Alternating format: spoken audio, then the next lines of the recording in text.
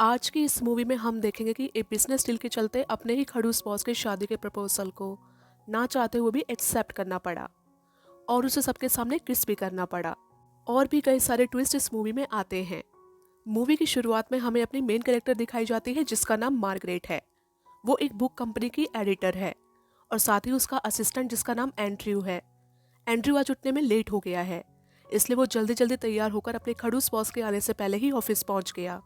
तभी उसकी boss office में एंटर होती है, जिसे देख सभी एम्प्लॉयज डर जाते हैं। वो वाकई में काफी खड़ूस थी, सभी उससे डरते थे। मार्गरेट चाहती थी कि एक ऑथर उसके लिए बुक लिखे, लेकिन ऐसा नहीं हो पाता। तभी वो ऑथर को कॉल करके मना लेती है।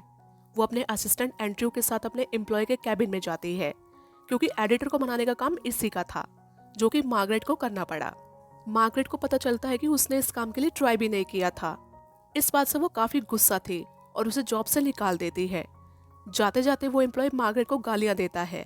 वो कहता है कि तुम बिल्कुल अकेली हो, इसलिए तुम अपना गुस्सा हम पर निकालती रहती हो। मार्गरेट एंड्रयू से कहती है कि अब हम दोनों को इस वीकेंड एक्स्ट्रा काम करना पड़ेगा।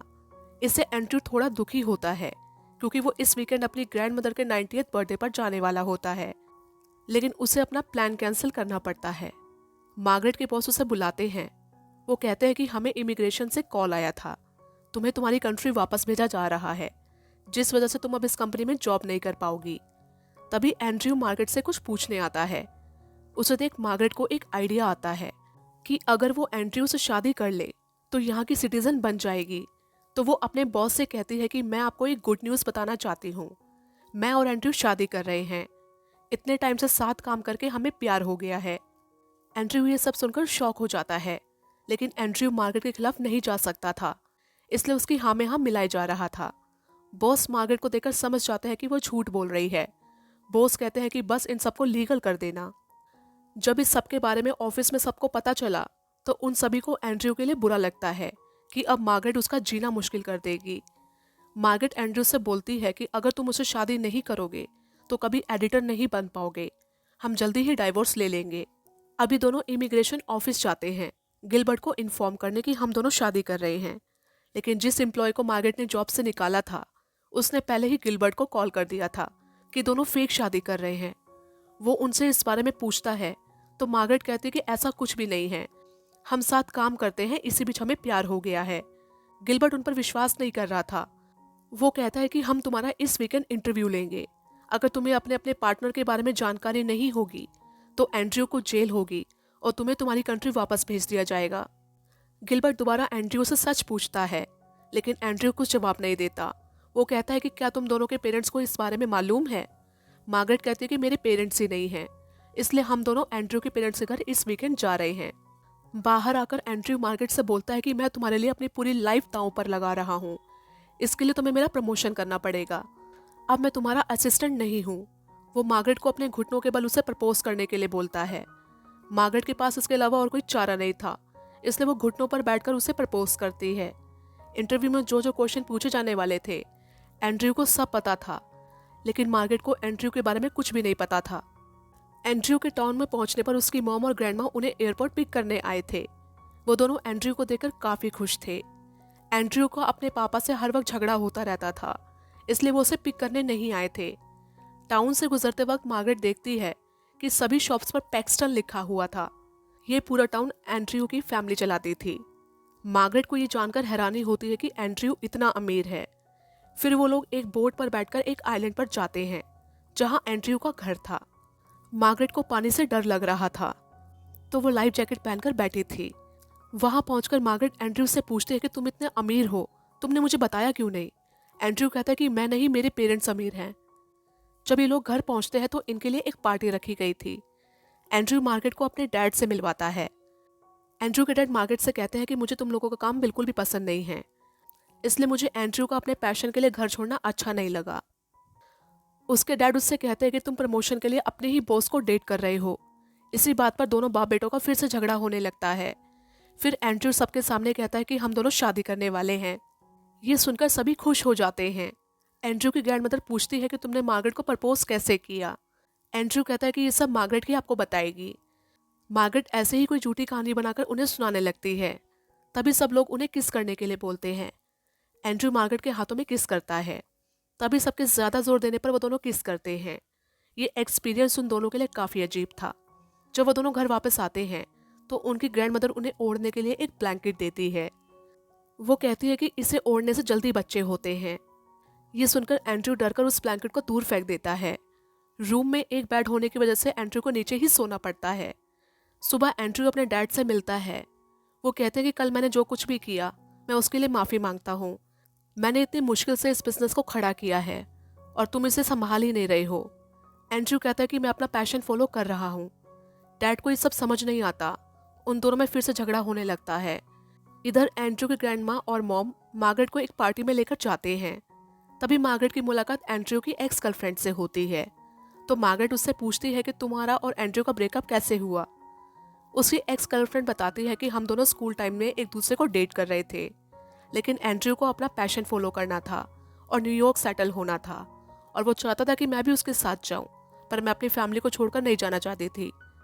जब वो लोग पार्टी से घर वापस आए तो वो देखते हैं कि एंड्रयू काफ़ी गुस्से में है। तो उसकी मम तुरंत समझ जाती है और उसके डैड के पास जाकर कहती है कि तुम ये क्या कर रहे हो, ऐसे तो एंड्रयू हमारे साथ कभी नहीं रहेगा और मैं ऐसा नहीं चाहती। उनकी बातें मार्गरेट भी सुन रही थी। फिर वो अपने रूम में जाकर शॉवर लेने लगती है। वो अपनी टॉवल बाहर ही भूल जाती है। जब वो टॉवल लेने बाहर आती है तो एंड्रयू की ग्रैंडमदर का डॉग उसके पीछे पड़ जाता है। तभी एंड्रयू भी शॉवर लेने अपने रूम में आता है। तभी वो डॉग से बचने के चक्कर में एंड्रयू के ऊपर गिर जाती है और ये दोनों बिल्कुल न्यूट थे। ये दोनों एक दूसरे पर काफ़ी गुस्सा भी करते हैं और शर्मा भी जाते हैं। फिर रात को सोते वक्त मार्गरेट एंड्रयू को बताती है कि जब मैं 16 साल की थी तो मेरी मॉम की डेथ हो गई थी और इस वजह से मैं थोड़ी रूड हो गई। एंड्रयू को उसकी मॉम के बारे में सुनकर बहुत बुरा लग रहा था। तभी उनके दरवाजे पर उसके मॉम डैड आते हैं। उनकी आवाज़ सुनकर एंड्रयू जल्दी से बेड पर आ जाता है। उसके डैड उनसे कहते हैं कि अगर तुम्हें शादी करनी है तो इसी वीकेंड पर ही कर लो, ग्रैंड माँ के बर्थडे वाले दिन। पहले तो वो मना कर रहे थे, लेकिन दादी के इमोशनल ब्लैकमेल करने पर वो मान जाते हैं। उनके जाने के बाद एंड्रयू बहुत ज़्यादा दुखी हो जाता है। वो कहता है कि अगर इन सबको सच पता चल गया तो क्या होगा। मार्गरेट उसे समझाती है कि कुछ नहीं होगा, हम जल्दी ही डाइवोर्स ले लेंगे। वो एंड्रयू को दिलासा देती है। दोनों काफ़ी करीब आ रहे थे। तभी मार्गरेट वहाँ से चली जाती है और रास्ते भर यही सोच रही थी कि ज़्यादा इमोशनल मत बनो, ये एक बिजनेस डील है। फिर दोनों शॉपिंग करने जाते हैं। मार्गरेट बाहर देखती है कि एंड्रयू अपनी एक्स गर्लफ्रेंड से बात कर रहा था। मार्गरेट उससे पूछती है कि तुम अभी भी अपनी एक्स गर्लफ्रेंड से प्यार करते हो। वो कहता है कि अब नहीं। रास्ते में उन्हें ग्रैंडमा और मॉम मिलते हैं, जो मार्गरेट को वहाँ से एक शॉप में लेके जाते हैं। वो उसे एक वेडिंग ड्रेस पहनाती हैं और कहती है कि मेरी शादी भी इसी ड्रेस में हुई थी, तुम भी इसी ड्रेस को पहनना। और उन्होंने मार्गरेट को पहनने के लिए एक नेकलेस भी दिया और कहा कि ये नेकलेस हम 150 सालों में शादी में पहनते आए हैं, तुम इसमें बहुत ही खूबसूरत लगोगी। मार्गरेट ये देखकर बहुत ज़्यादा इमोशनल हो जाती है, क्योंकि इससे पहले इतना प्यार उसे किसी ने नहीं किया था। फिर मार्गरेट वहाँ से दुखी होकर एंड्रयू के साथ बोट लेकर चली जाती है और कहती है मैं भूल गई थी कि फैमिली क्या होती है, मैं ये सब गलत कर रही हूँ। जब सबको इस बारे में पता चलेगा तो क्या होगा। वो बोट बहुत तेज चला रही थी। तभी उनका एक्सीडेंट होने वाला था, लेकिन एंड्रयू किसी तरह बोट को संभाल लेता है। तभी मार्गरेट पानी में गिर जाती है और उसे तैरना नहीं आता था, लेकिन एंड्रयू उसे बचा लेता है और ये दोनों फिर से करीब आ जाते हैं। जब ये दोनों घर पहुंचे तो वहाँ पर इमिग्रेशन ऑफिसर गिलबर्ट भी आया हुआ था और वो उसके डैड को सब कुछ सच सच बता देता है। गिलबर्ट उन्हें कहता है कि अगर तुम दोनों सब कुछ सच सच बता दोगे तो तुम्हें जेल नहीं होगी, लेकिन एंड्रयू कहता है कि हम दोनों सच में एक दूसरे से प्यार करते हैं और दोनों वहाँ से चले जाते हैं। अंदर जाकर मार्गरेट एंड्रयू से पूछते है कि तुम मेरे लिए ये सब क्यों कर रहे हो। एंड्रयू से कहता है कि अगर तुम भी मेरी जगह होती तो यही करती। अगले दिन उनकी वेडिंग सेरेमनी शुरू होती है। मार्गरेट को अंदर ही अंदर बहुत बुरा लग रहा था कि इस तरह से वो सबको बेवकूफ़ नहीं बना सकती, और वो सबको सच बता देती है और वहाँ से चली जाती है। जब एंड्रयू उसके पीछे जाता है तो उसके रूम में एक लेटर रखा था, जिस पर मार्गरेट ने लिखा था कि तुम एक अच्छे असिस्टेंट थे, इसलिए मैंने तुम्हारी बुक कभी पब्लिश ही नहीं की थी, लेकिन अब मैं सबसे पहले जाकर वही करूँगी। तुम बहुत अच्छे हो और अपना ख्याल रखना। एंड्रयू मार्गरेट को रोकने उसके पीछे जाता है तो उसके डैड उसे रोकने लगते हैं और दोनों में झगड़ा शुरू हो जाता है। ये देखकर ग्रैंड माँ को हार्ट अटैक आ जाता है और सभी उन्हें हॉस्पिटल लेकर जाते हैं। तभी ग्रैंड माँ एंड्रयू से कहती है कि मुझसे वादा करो कि तुम और तुम्हारे डैड अब दोबारा नहीं लड़ोगे। वो दोनों वादा करते हैं। तभी ग्रैंड माँ उठ जाती है क्योंकि उन्हें हार्ट अटैक आया ही नहीं था। वो पायलट को एयरपोर्ट की तरफ जाने को कहती है।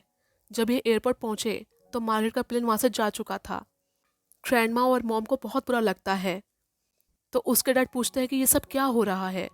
तो मॉम उन्हें बताते हैं कि मार्गरेट भी एंड्रयू से प्यार करती थी और उसे हर्ट नहीं करना चाहती थी और चली गई। तभी एंड्रयू मार्गरेट से मिलने ऑफिस जाता है, तो मार्गरेट अपना सारा सामान पैक कर रही थी क्योंकि अब वो हमेशा के लिए अपने देश वापस जा रही है। एंड्रयू मार्गरेट से कहता है कि पहले तुम मुझे बहुत खड़ूस लगती थी, लेकिन इतना टाइम तुम्हारे साथ बिताने के बाद तुम मुझे अच्छी लगने लगी हो। मैं तुम्हें प्यार करने लगा हूँ। तो मार्गरेट कहते हैं मेरे साथ प्यार करना बहुत मुश्किल होगा। एंड्रयू कहता है कि रिलेशनशिप मुश्किल ही होते हैं। और फिर ये दोनों एक दूसरे को किस करते हैं और फिर सच में एक दूसरे से शादी करते हैं और इसी के साथ ये मूवी एंड हो जाती है।